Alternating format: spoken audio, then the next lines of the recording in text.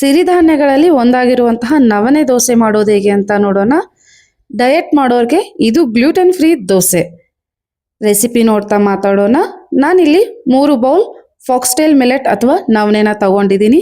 ಇದಕ್ಕೆ 1 ಬೌಲ್ ಉದ್ದಿನಬೇಳೆ, ಹಾಗೆ 1 ಟೀ ಗ್ಲಾಸ್ ಅವಲಕ್ಕಿ, ಮತ್ತು 1 ಸ್ಪೂನ್ ಮೆಂತೆಕಾಳು, ಅರ್ಧ ಗ್ಲಾಸ್ ಕಡಲೆಬೇಳೆನ ಹಾಕ್ಕೊಂಡಿದ್ದೀನಿ. ಕ್ಲೀನಾಗಿ ವಾಶ್ ಮಾಡ್ಕೊಂಡ್ಬಿಟ್ಟು ಇದನ್ನು 4 ರಿಂದ 5 ಗಂಟೆ ನೆನೆಯೋಕ್ಕೆ ಇಟ್ಟಿದ್ದೀನಿ.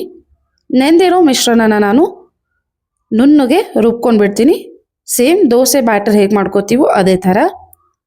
ಇವಾಗ ಇದನ್ನು 1 ನೈಟ್ ಇಟ್ಟಿದ್ದೀನಿ ಫರ್ಮೆಂಟ್ ಆಗೋಕ್ಕೆ. ನೋಡಿ, ಕಂಪ್ಲೀಟಾಗಿ ಬ್ಯಾಟರ್ ಫರ್ಮೆಂಟ್ ಆಗಿದೆ. ಇದಕ್ಕೆ ಉಪ್ಪನ್ನು ಹಾಕ್ಕೊಂಡು ಕಲಿಸ್ಕೊಂಡ್ಬಿಡೋಣ. ಆಲೂಗಡ್ಡೆ ಪಲ್ಯ ಮಾಡೋದಕ್ಕೆ ಒಗ್ಗರಣೆಗೆ ಸಾಸಿವೆ, ಜೀರಿಗೆ, ಹಾಗೆ ಕರಿಬೇವು, 2 ಹಸಿಮೆಣಸಿನ್ಕಾಯಿ ಮತ್ತು ಶುಂಠಿ ಬೆಳ್ಳುಳ್ಳಿ ಪೇಸ್ಟ್.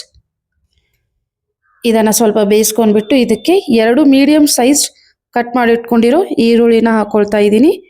ಸ್ವಲ್ಪ ಗೋಲ್ಡನ್ ಕಲರ್ ಬರೋವರೆಗೂ ಬೇಯಿಸ್ಕೊಂಡ್ಬಿಡೋಣ. ನಾನಿಲ್ಲಿ ಸ್ವಲ್ಪ ಬಟಾಣಿನ ಹಾಕ್ಕೊಂಡಿದ್ದೀನಿ. 1 ಸ್ಪೂನ್ ಗರಂ ಮಸಾಲ, 1 ಸ್ಪೂನ್ ಅರಿಶಿನ.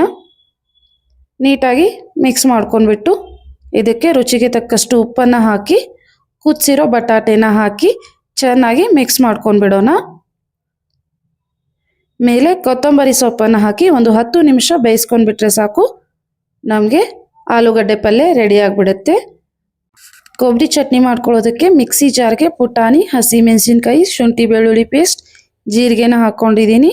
ಹಾಗೆ ಹಸಿ ಕೊಬ್ಬರಿ, ಕೊತ್ತಂಬರಿನ ಹಾಕ್ಕೊಂಡ್ಬಿಟ್ಟು ಒಂದು ಸಾರಿ ರುಬ್ಕೊಂಡ್ಬಿಟ್ಟು ಇದಕ್ಕೆ ನಾನು ರುಚಿಗೆ ತಕ್ಕಷ್ಟು ಉಪ್ಪು ಮತ್ತು ನೀರನ್ನು ಹಾಕಿ ಇನ್ನೊಂದು ಸಾರಿ ನುಣ್ಣಗೆ ರುಬ್ಕೊಂಡ್ಬಿಡ್ತೀನಿ. ನಾನಿಲ್ಲಿ ಒಗ್ಗರಣೆಗೆ ಸಾಸಿವೆ, ಜೀರಿಗೆ ಹಾಗೆ ಕರಿಬೇವನ್ನು ಹಾಕ್ಕೊಂಡಿದ್ದೀನಿ. ಒಗ್ಗರಣೆ ಕಂಪ್ಲೀಟಾಗಿ ಆದಿದ್ಮೇಲೆ ಇದಕ್ಕೆ ನಾವು ಕೊಕೊನಟ್ ಪೇಸ್ಟ್ ಮಾಡಿಟ್ಕೊಂಡಿದ್ವಲ್ವ ಚಟ್ನಿನ, ಅದನ್ನು ಹಾಕ್ಕೊಂಡ್ಬಿಟ್ಟು ಸ್ವಲ್ಪ ನೀರನ್ನು ಹಾಕ್ಕೊಳ್ತಾ ಇದ್ದೀನಿ. ನಿಮ್ಗೆ ಎಷ್ಟು ತೆಳು ಬೇಕೋ ಅಷ್ಟು ನೀರನ್ನು ಹಾಕ್ಕೋಬೋದು. ಚಟ್ನಿ ರೆಡಿಯಾಗಿದೆ. ಕಾದಿರೋ ಹಂಚಿನ ಮೇಲೆ ದೋಸೆ ಬ್ಯಾಟರ್ನ ಹಾಕ್ಕೊಂಡ್ಬಿಟ್ಟು ತೆಳ್ಳಗೆ ದೋಸೆನ ಹಾಕ್ಕೊಂಡ್ಬಿಡೋಣ. ಮೇಲೆ ಸ್ವಲ್ಪ ತುಪ್ಪ ಹಾಕ್ಕೊಂಡ್ಬಿಟ್ಟು dosa crispy and golden colour ಆಗೋವರೆಗೆ ಬೇಯಿಸ್ಕೊಂಡ್ಬಿಡೋಣ. ನೋಡಿ, ದೋಸೆ ಗರಿ ಗರಿಯಾಗಿ, ಹಾಗೆ ಇದು ಹೆಲ್ದಿ ದೋಸೆ ಕೂಡ. ಎಷ್ಟು ಹೆಲ್ದಿ ಆಗಿದೆ ನೋಡಿ, ಹಾಗೆ ಟೇಸ್ಟ್ ಕೂಡ ಸೂಪರ್ ಆಗಿದೆ. ಟ್ರೈ ಮಾಡಿ ನೋಡಿ, ಖಂಡಿತ ಇಷ್ಟ ಆಗುತ್ತೆ.